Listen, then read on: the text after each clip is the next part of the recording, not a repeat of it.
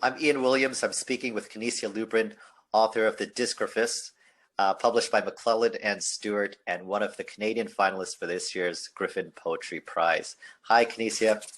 Hey, Ian. Good to be here. Yeah, in a few sentences, how would you describe your collection? So the Dyzgraphxst is a book-length poem in 7 acts, which is predicated on the central question of what is a self or personhood in a world which is threatened by climate catastrophe and the history and continuance of imperialism and colonialism. Is it one poem or is it many poems? It's one poem to me. It's like one of those funhouse glass houses that's made up of all the mirrors that sort of split your person in all of these disorienting directions. So it's the way it comes together for me is through a process of repetition and revision in each of the acts, but it's one poem to me. A glass house or a mirror house, I think about it as like architectural or cathedral-like. And when you write poems, do you conceive of a structure first, a big plan, and then you build your cathedral, or do you proceed more intuitively or logically? How do you approach poems? The first foray is through the intuition and building the sensorium of the poem, finding language for the things that I'm feeling through. And then eventually I get to a place where I start to give logic, a certain authority to do the work of clarifying. So that happens usually in the second draft of the poem. But yeah, it's one of those things. I think it's multiple things happening all at once, and then I have to zone in on what to give my attention to at what point. And so to begin, it's really about feeling my way through language and then letting logic do the work afterwards. Mm-hmm. Who is Jejune in these poems? This poem? Who's Jejune? Jejune is a figure, a voice I like to call, because she's a place where all of the voices gather in the poem. So a kind of collective voice, a chorus, I think is what I call Jejune in the Dramatis Personae. So because the poem is built around the pronoun I, that kind of space sort of led me to ground the address of the poem in a kind of intimacy. And so the very first draft, a lot of the stuff that was happening seemed quite cerebral and sort of dislocated.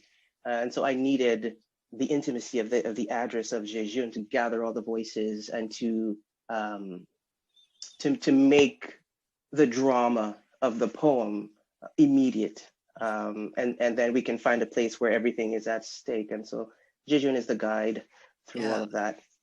Right. And so let's talk a little bit about difficulty here. What do you think makes a poem difficult for most readers? So what's your approach to difficulty?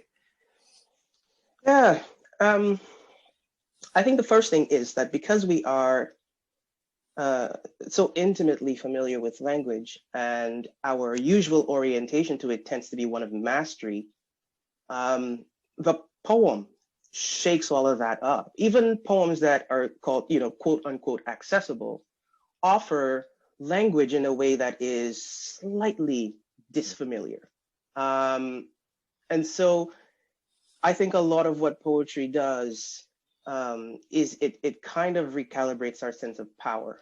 And to be in language, something that we think we master, and somehow sort of brocade up against a kind of difficulty in facing things we don't completely understand. That is really usually very humbling. And so I think we tend to not be very comfortable with that kind of thing. But for me, I always find that I'm a lot more interested in the things I don't understand than the things that I do understand.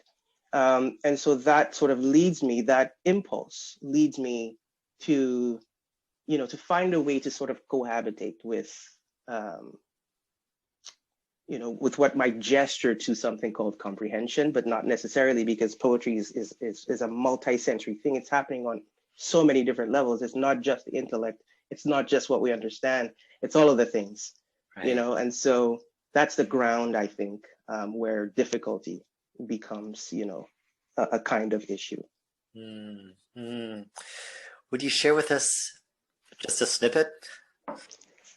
Absolutely. So this is the end, the last 4 lines of Act 1, which is called Ain't I the Gate? Or Ain't I at the Gate? Inside the I is a word and a being. Inside the being is a peculiar thunder, rusty aftertaste of measuring and measuring the miraculous, whose version of this life we lose to a terrible twist. How much trust to have in the idea of our voices, altogether calling home, calling home. Thank you, Canisia. Thank you, Ian. This was Canisia Lubrin, author of the Dyzgraphxst, one of the Canadian finalists for the Griffin Poetry Prize.